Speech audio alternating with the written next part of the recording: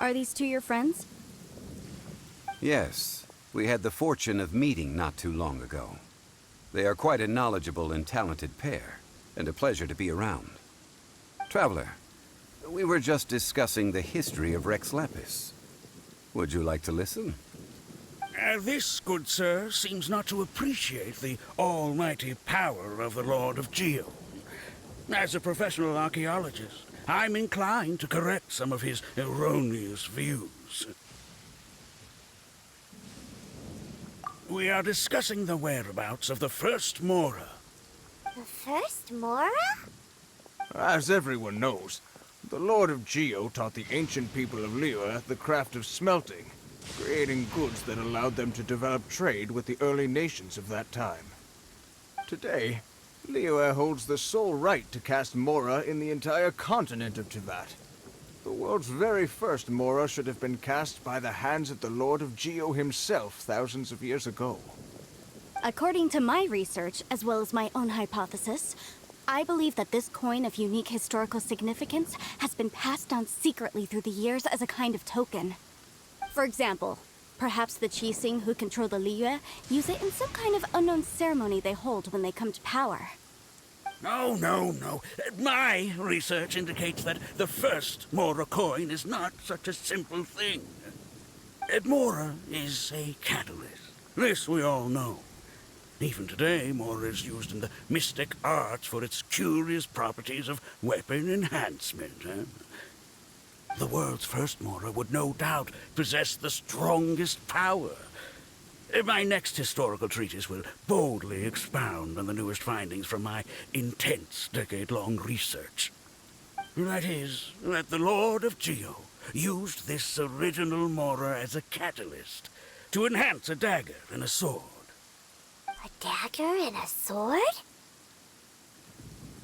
Well, buy the book when it comes out to read the full story. For now, I will only reveal this. The one who finds the dagger shall become supreme in Liyue, and the one who finds the sword may be crowned Liyue's sovereign. I can't say I agree. Let us not speak of the authenticity of the dagger and sword first. But Mora and money came about simply because they are a convenient measure of a contract's value. Rex Lapis just meant for Mora to serve as a catalyst for people to exchange and trade.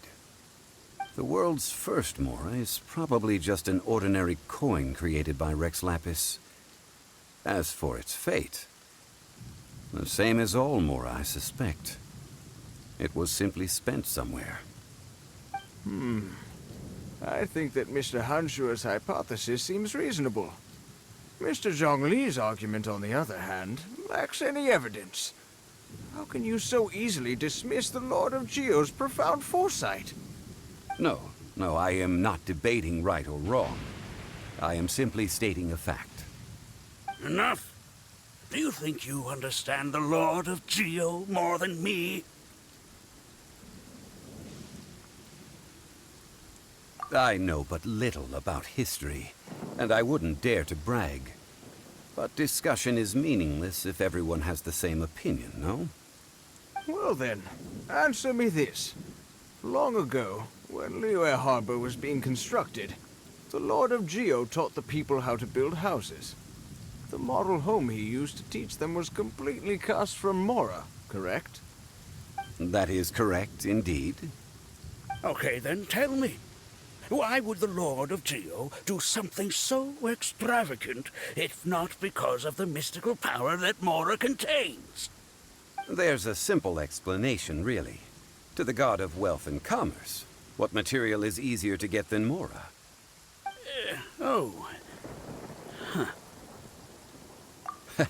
I mean, I am talking about Rex Lapis. Excuse me, sir. I have some questions about archaeology. Can we find somewhere quiet to chat? I mean, if it's okay with you. Oh, it's no problem at all. But may my friend accompany us? Perhaps they could be of some help.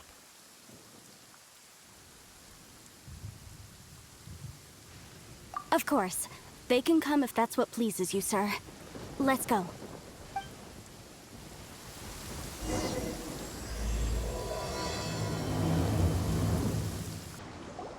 What I'm about to say is a bit disrespectful of the Lord of Geo and would draw a lot of angry looks. So it's best to discuss this somewhere quiet. Your argument just now exhibited acuteness of speech and thought. Most importantly, you don't fall for the boasting and acting of the others. You remain objective. So I have a question for you. Perhaps you will answer differently from other scholars. Do you think that all the gods that the Geo Archon killed were evil? Let's not analyze it in terms of good versus evil. Rex Lapis placed great importance on the integrity of contracts. So any gods he killed certainly must have broken some kind of contract. Right! The Lord of Geo wouldn't kill the innocent. But when I was doing some research, I learned about the legend of the god of salt. The god of salt, Havria, was a very kind god, but she encountered Morax one day in battle. Morax used a rather underhanded trick to assassinate her. What? No way! This bit of history is a long story. But you may not like the truth when you hear it. Don't worry, please tell me what you know. This event, I've already searched for answers for a long time. Quite so. I don't know where to begin. Over here, Mr. Zhongli. I've been looking for you. So you're over here all this time. Put down your weapon and stay back. Otherwise, Paimon's reporting you to the Millilith. First of all, I'm not holding a weapon. There's no need to overreact now. I'm simply an archaeological researcher from Snezhnaya. I'm not here for trouble. The Fatui say that every time. But this time, I registered with the Liyue Ministry of Civil Affairs. I could show you the official documentation if you want to see it. I will be conducting an archaeological survey here, the results of which will all be shared with the ministry. I heard that Wangsheng Funeral Parlor had a consultant named Zhang Li, with immense knowledge of ancient history and archaeology. So I paid Wangsheng Funeral Parlor a handsome amount to hire Zhang Li as my own consultant while I'm in town. So you mean to say that this is work for the Wangsheng Funeral Parlor, yes?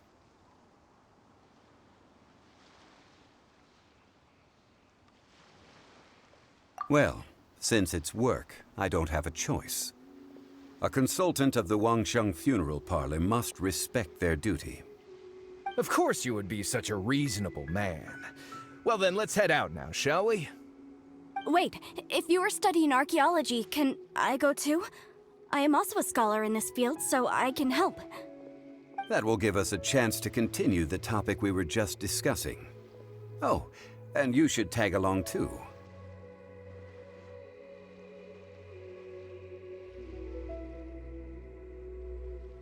This experience may be of help to you on your future adventures. It is a story from before the rise of the Seven. Although the god of salt has already perished, it will still be a meaningful experience for your journey. Wait. This is an archaeological expedition, not a tour group. That's too many people. But this friend of mine has a treasure-finding talent, surpassed by no one. It will surely be of great help to us. Oh? What talent? If my friend espies a treasure chest, they will absolutely find a way to open it. Hey, Paimon's good at that too. Well, that is quite enticing. All right then. Well, let's go. There's no time to waste.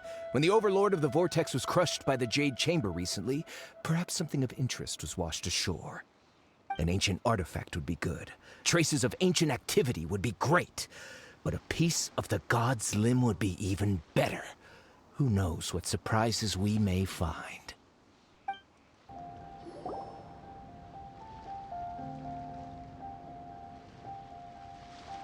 This place looks so ordinary. Can we really find anything valuable here? Huh? Paimon thinks it looks really grand. I don't mean the scenery, but rather that there should be something out of the ordinary. A big battle did just occur and all, and I don't even know where to begin looking here. Guyan Stone Forest is actually the perfect place to be, if you wish to learn about the gods or the history of the Archon War. Legend has it that Rex Lapis threw spears made of large rock into the sea here, piercing and crushing the Overlord of the Vortex. After many years of wind erosion, those stone spears have turned into the unique rock formations we see now. These mountains were the Lord of Geo's weapons? What we see now is just the part of them that remains. The stone spears hurled by Rex Lapis all those years ago were much greater, both in number and in size. But due to the different angles they landed at, their large centers of mass, erosion by seawater, and years of gravity, many of them have been completely swallowed by the sea. So besides wind erosion, the initial collapsing of the stone spears also played a big part in the formation of Guyan Stone Forest. Well, a god able to fight one so powerful as Rex Lapis was certainly very strong in its own right. Indeed. This is where the value lies in research at Guyan Stone Forest. Most of the objects from that time were lost to the sea.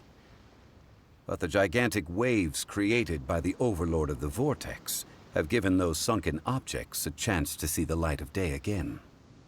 So you're saying that if we look carefully, we'll be able to get very, very rich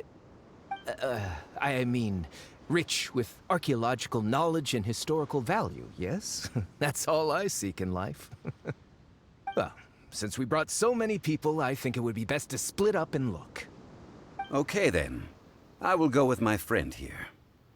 Although I have a smattering of knowledge in various disciplines, when it comes to archaeology, I can't compete with the expert here.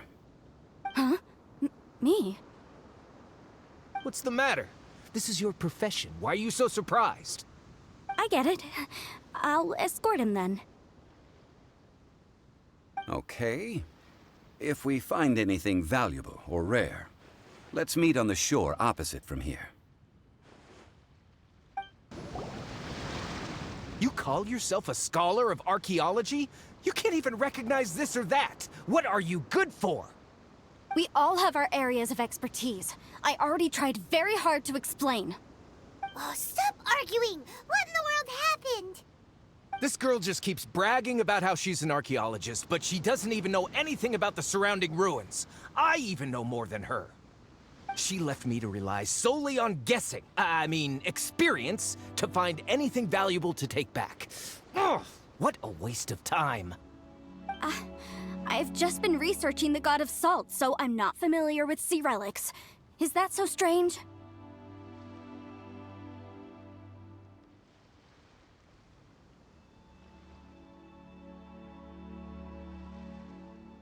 And you kept asking about how much Mora everything is worth. Can the value of relics only be measured in Mora? Isn't measuring their value in Mora the easiest way? This also matches the traditions of Liyue, does it not? Now, calm down. No need to make a fuss. We were able to bring back some intriguing objects. Let's have a look. Oh, what a shame. These objects were indeed washed ashore by the Overlord of the Vortex, but they have nothing to do with the god besides being in the vicinity at the time. This stone slab we found, however, has a mysterious pattern and faint aura of divine power. Perhaps it will be useful for research purposes. Quick, give it to me. At least we didn't come for nothing. The power of the gods, yes! This is good. Oh, but these other objects are certainly worth a little something, right? It should be enough to cover the cost of hiring you. It's all mine. So, it's only valuable for research if there are remnants of divine power on it? Not at all. My quest to uncover the history of the god of salt is because history can tell us about culture and beliefs. But you You're just trying to use archaeology to get rich. Nonsense! I'm a professional archaeology researcher from Snezhnaya. I swear, if I'm lying, may the Lord of Geo strike me down.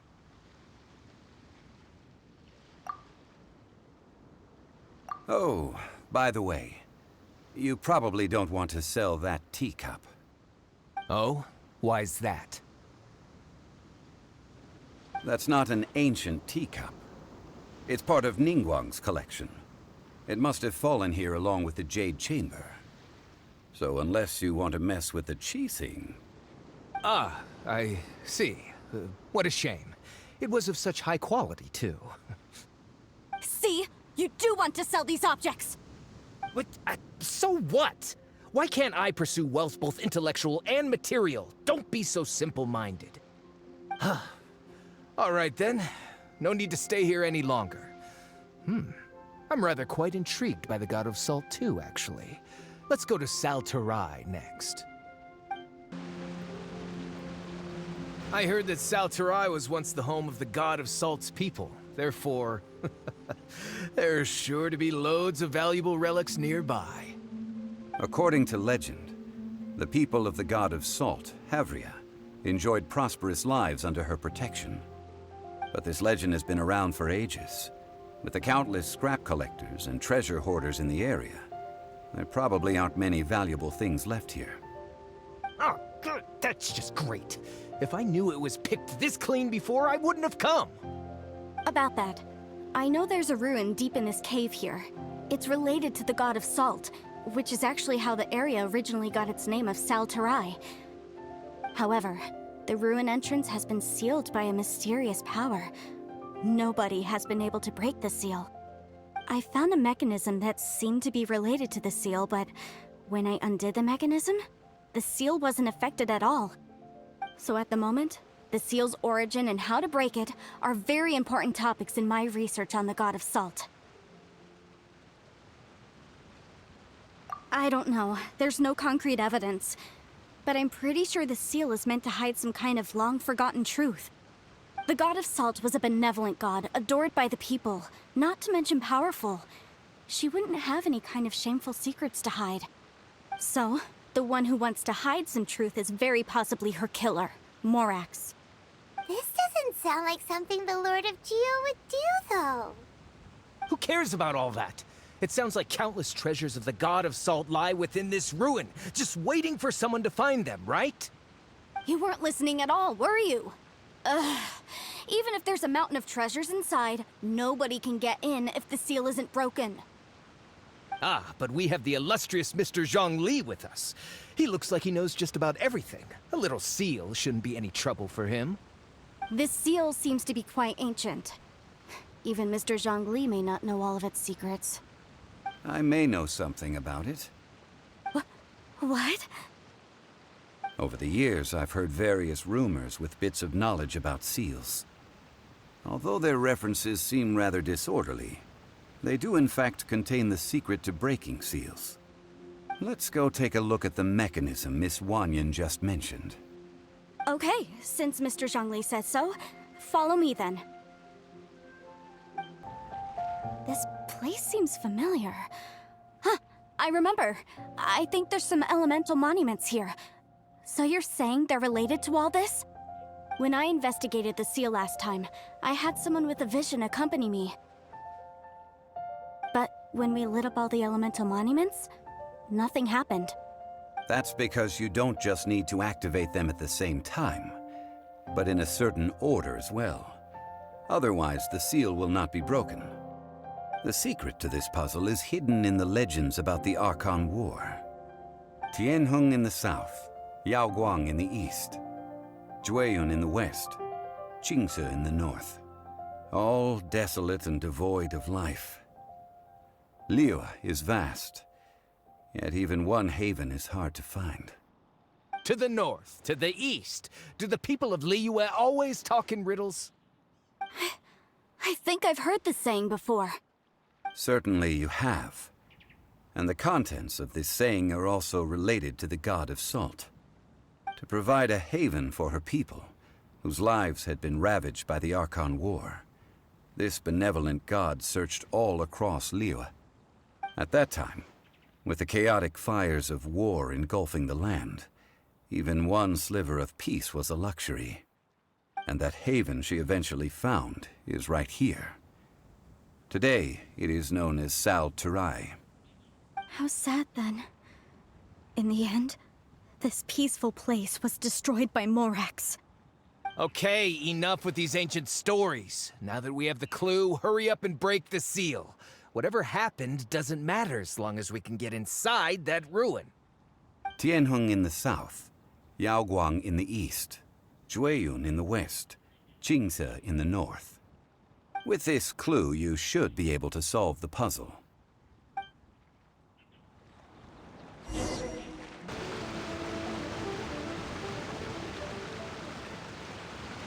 Before entering the ruin, I have a proposal that will help us prevent the kind of senseless arguing between you two that we saw at Guyenstone Forest.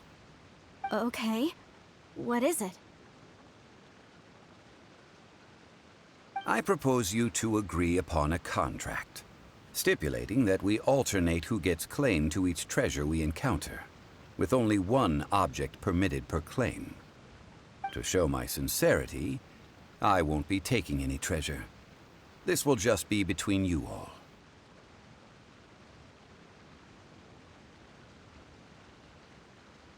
Hey! Don't pass an opportunity like this up so easily! I don't agree. I mean, you want me to split the treasure with this amateur archaeologist? No, absolutely not. I don't agree either. He will only defile the precious relics left behind by the god of salt. I can't accept this. Well then, if the contract is not agreed upon, I will no longer serve as your consultant on this expedition. You will have to rely on your own experience to find whatever treasures are hidden in this ruin, as well as traps. You have the audacity to demand this. Okay then. Even half of the treasure in the long-sealed ruin of the God of Salt should be enough to make a fortune. If you want me to agree upon this contract, so be it. I just have one request, Mr. Zhongli. If we discover the truth behind the God of Salt, you must judge it fairly, even if the truth harms Morax's image. I can accept this arrangement. Well then, let's go. Are these statues? No. These are people. Ugh. They were probably followers of the God of Salt. How did they become this way? What in the world is hidden deep in this room?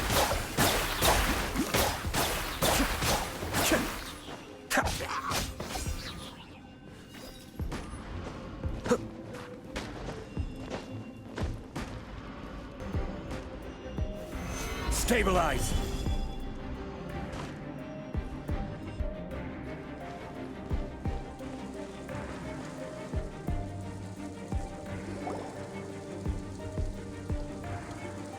Look at this!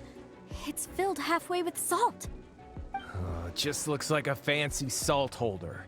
Seems like the God of Salt was a god lacking in treasures.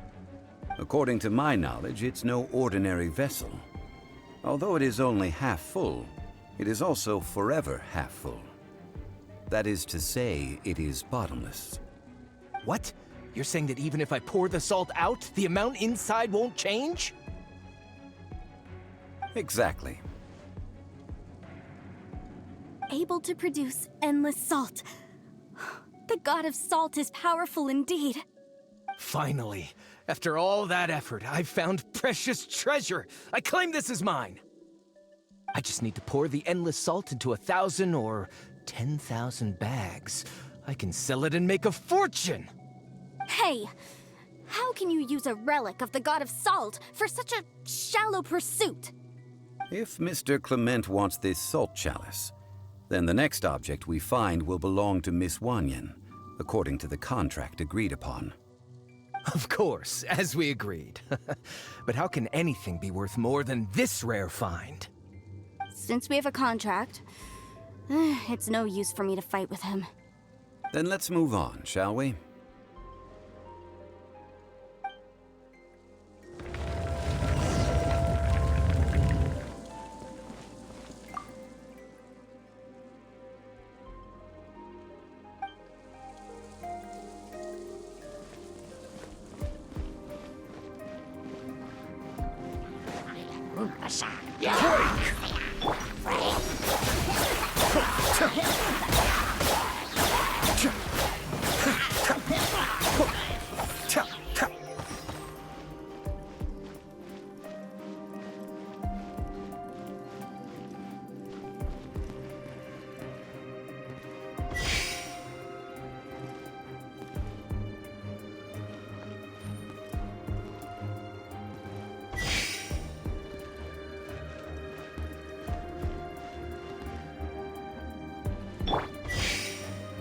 Crumble!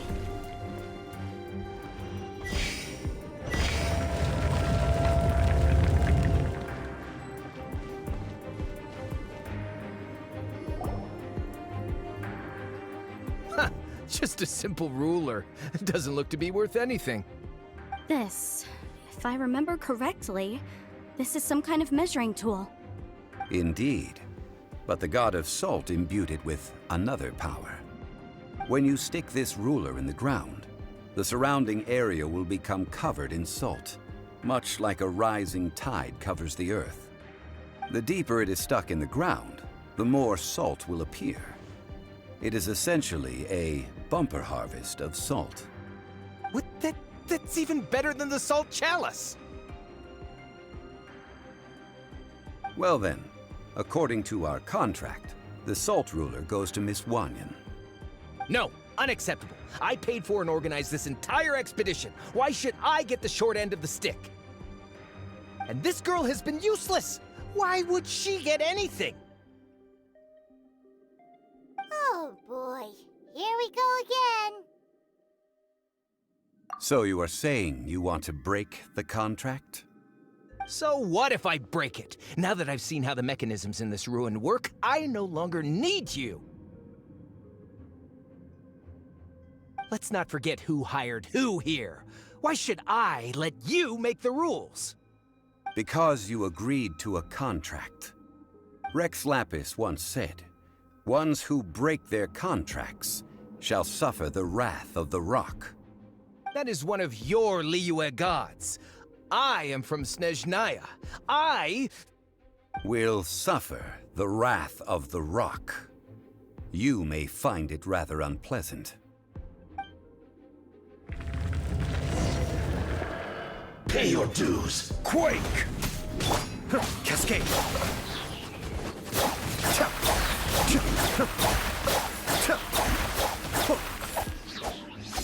No escape. Leaving so soon.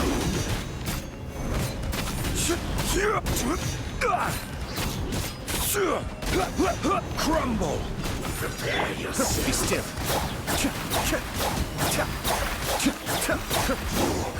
Can't run from death.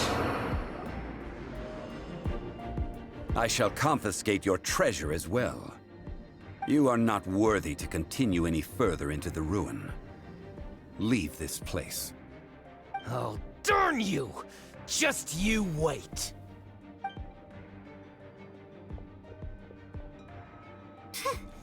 Some archaeological survey. He could only pretend for so long.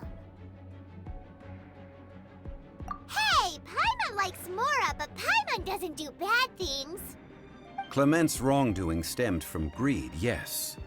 But besides greed, there are many other things that may tempt us to break contracts.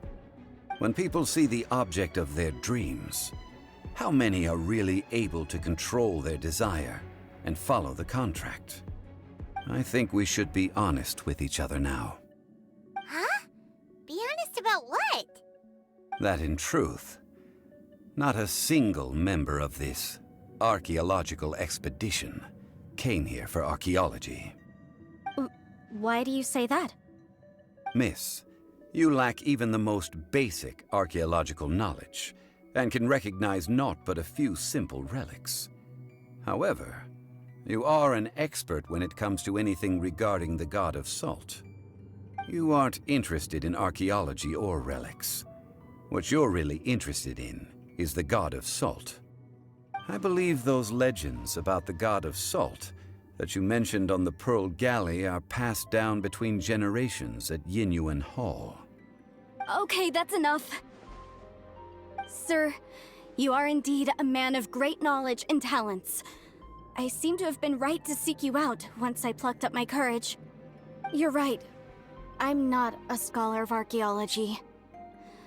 I come from one of the 8 trades under the jurisdiction of the Qixing, Yinyuan Hall of the salt industry. Our ancestors were those protected by the god of salt all those years ago, when the Archon War engulfed the land in chaos.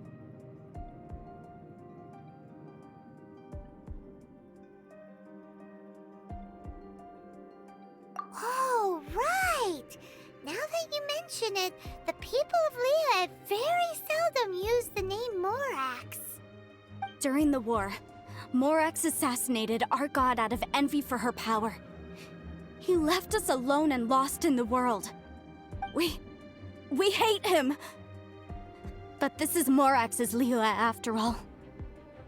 And its history is written as he wishes. So I seek proof of Morax's guilt. He has blood on his hands and cruelty in his heart!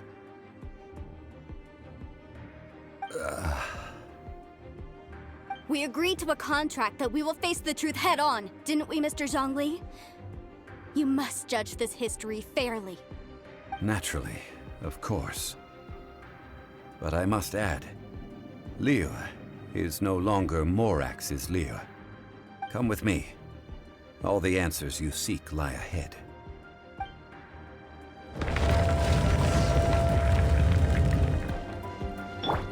Our bond is strong!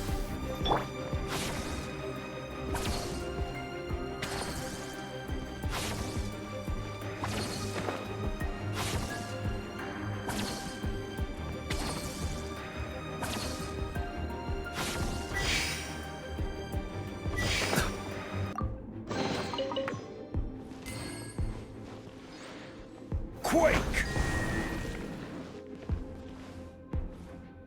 Crumble!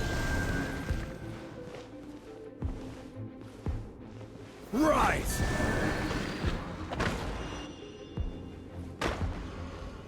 Crumble!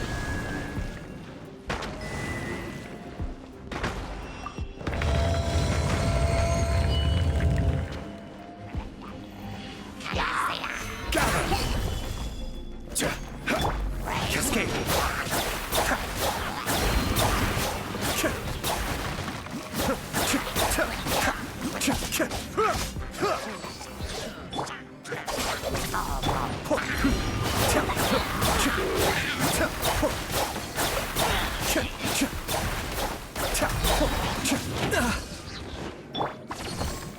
Stabilize!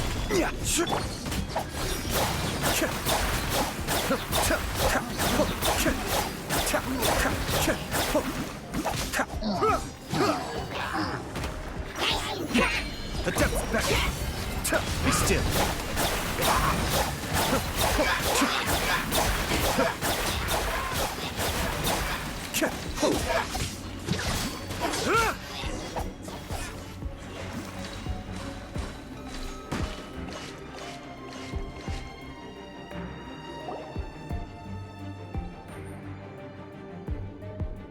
This is a sword? Aha! It's a broken sword! This is proof! This proves that the god of salt had to fight back against the evil Morax. But sadly, she was defeated. The power of this sword surely is much greater than that of the Salt Chalice and Salt Ruler. If we can repair the sword, then we can show the world the mighty power of the god of salt. It does look like something left behind after being defeated in battle. 2 pieces of a broken sword. From an archaeological perspective, these are 2 separate relics. According to the contract, you can only claim one. Why? We were alternating claims to treasure, true, but Clement is no longer here. Yes, but the only one object per claim clause still holds true. You cannot take two relics at the same time. This logic! Zhongli, she seems like a good person, and no one is fighting over the treasure. How about you let this one slide, huh? When there's a contract, nothing can be allowed to slide. If the contract is not followed, then it is broken. No! If I only take one half, then it can't be repaired, and the power of the God of Salt cannot be restored. No matter what, I must be faithful to her. Even if it breaks the contract, I don't care. So you are already decided? Then there is a price to pay for breaking the contract. Zhongli! That is to say, you consign yourself to suffer the wrath of the rock. That's okay. The God of Salt gave up her life to protect her people. My sacrifice is nothing compared to that. Punish me however you want. Just let me take this proof of my faith. No, you can't hit her! Perhaps that punishment would be easier for her, but as punishment, I will tell you the truth. Huh? The truth? You mean the truth is my punishment? Yes. The truth that I am about to tell you shall be your price to pay for breaking the contract. I'm afraid to say that the God of Salt, Havria, was not the powerful god you imagine her to be. Rather, she was a small and weak god who yielded to all other gods. When it came to war, she lost, never able to win a seat among the seven. What? During the Archon War, the gods of this world used all their strength and cunning to vie for control of Tevat. But Havria instead chose to flee. She thought that by giving up before a fight could start, she could save herself and her people from the war. However, during such a long war, there is no end to the advances of aggressors. After making countless concessions, Havria lost all of her lands, until only one small haven remained. No. No! It can't be so. In her last days, she had not even a single blade to defend her people with. Not even a single blade? Then... this sword... This sword is not a relic belonging to the God of Salt, but is instead the murder weapon used to kill her. Murder weapon? No! That's not true! That can't be true! You're trying to test my faith in the God of Salt. As I said before, I only state the facts. Preposterous! You are a follower of Morax! Don't try to trick me! Hey! Come back! Indeed. Otherwise, why would I use the truth as punishment? I did not want to tell her such cruel facts. But the contract was broken. Let's follow her deeper into the ruin. There, I fear, we will find something that will leave her no choice but to face the truth.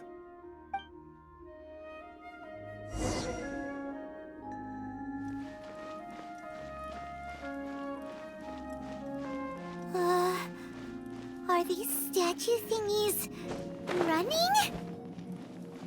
What will we find ahead? Salt and betrayal.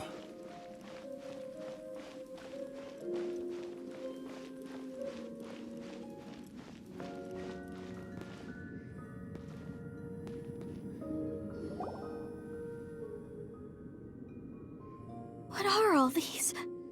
What did they see? What did they do? happened? Since you do not trust me, let us continue onward. That which lies beyond this door will show you all that happened back then.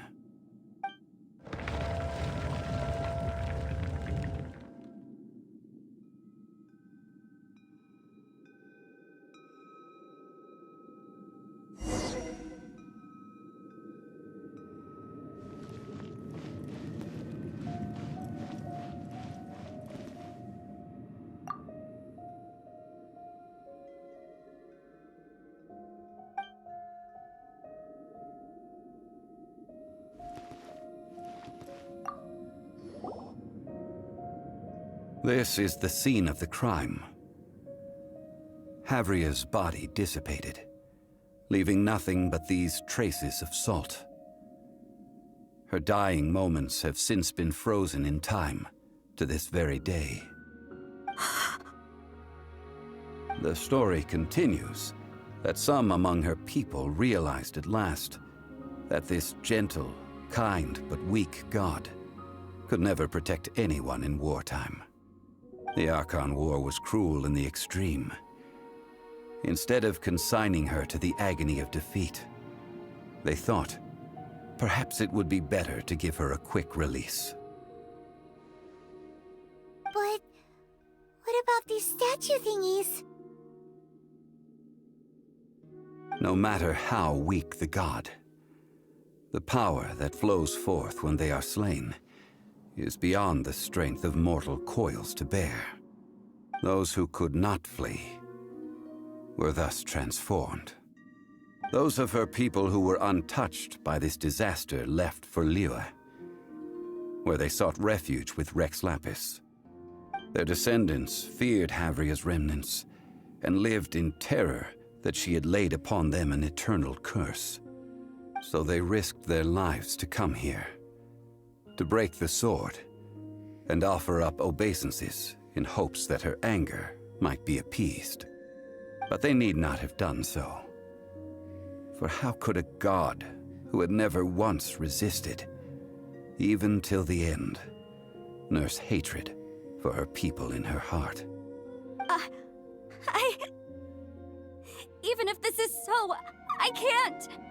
This must be a lie. A false history, all of it! Don't you dare try to shake my faith!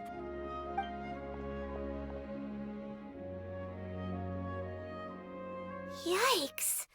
Zhongli didn't show any mercy this time either.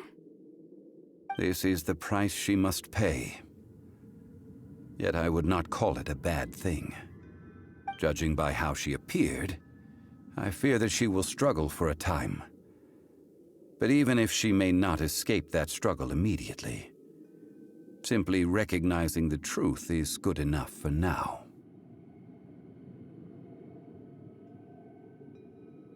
Indeed, in ages past, Havria's story served as a warning to me as well. Faith in a god who has already passed will do you no good. So it is for Havria. And so it is for Morax also.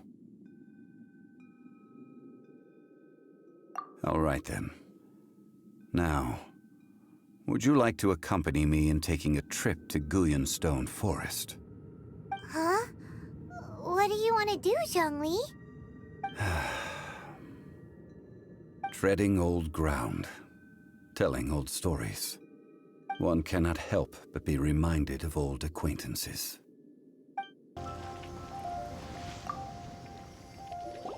Now, I mentioned before that many gods of old have been sealed beneath the Guyonstone Forest. The Adepti have presently handed Liyue over to mortals, and Havria's time was even further in the past. The Salt Chalice and Salt Ruler that she left behind should not return to Liyue. To leave them here is to let them slumber. And it is also a homecoming. I ended an era with my own two hands. I've always wondered how I should remember that which I ended. History records But history may be changed.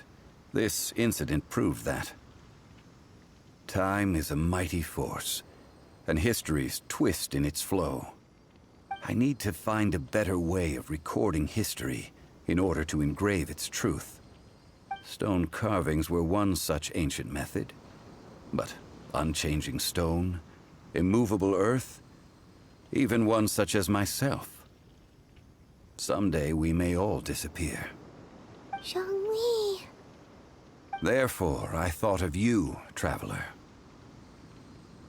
You are one who crosses the celestial atlas, and who passes through countless worlds.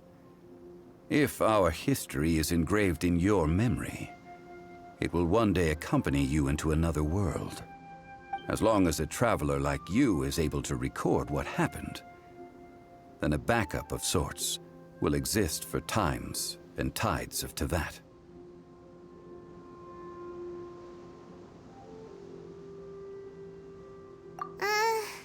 Sounds like tough work. Now then, it is time that we consigned both the Salt Chalice and Salt Ruler to the sea. Huh? Why do we need to throw them into the sea? As I said before, this is the place to which the remnants of many bygone gods are consigned. This includes Osial, Overlord of the Vortex, who the Jade Chamber most recently returned to this ocean prison. Thousands of years ago, the Adepti and I fought against the turmoil that plagued every corner of this land. Guyan Stone Forest, where I sealed many gods with my spears. After so long, naught but folk tales remain. Osial, you and I were foes, but our ancient grudge is but a bygone memory now.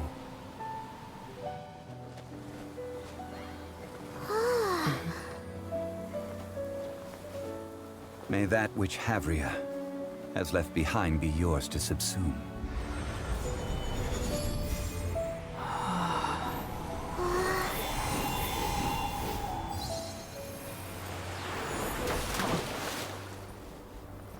And thus another spark of divinity departs from Liyue. My legacy shall now be left to those who come after to debate.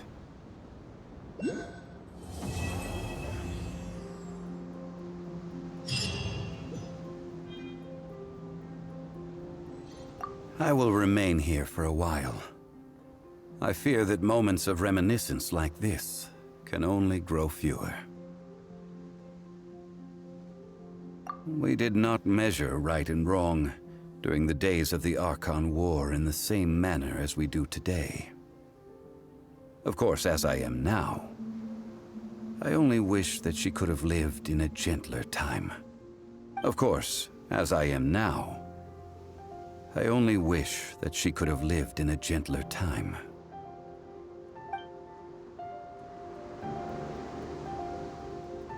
I will remain here for a while. I fear that moments of reminiscence like this can only grow fewer. Though the Salt Chalice and Salt Ruler do have power in their own right, they are nothing before Osial. If a day comes when he should recover his strength and return, I believe that even so, he will be defeated once more.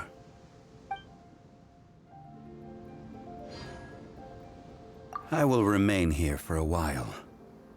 I fear that moments of reminiscence like this can only grow fewer. That is a good question. In the past, I might have given you a most specific answer. But now... Yes. I suppose I will continue in my role as a consultant at Wangsheng Funeral Parlor. But if this journey was to your liking, why don't you come along the next time I am seeking to preserve memories of Liyue's past? Thank you everyone who came to watch my clip.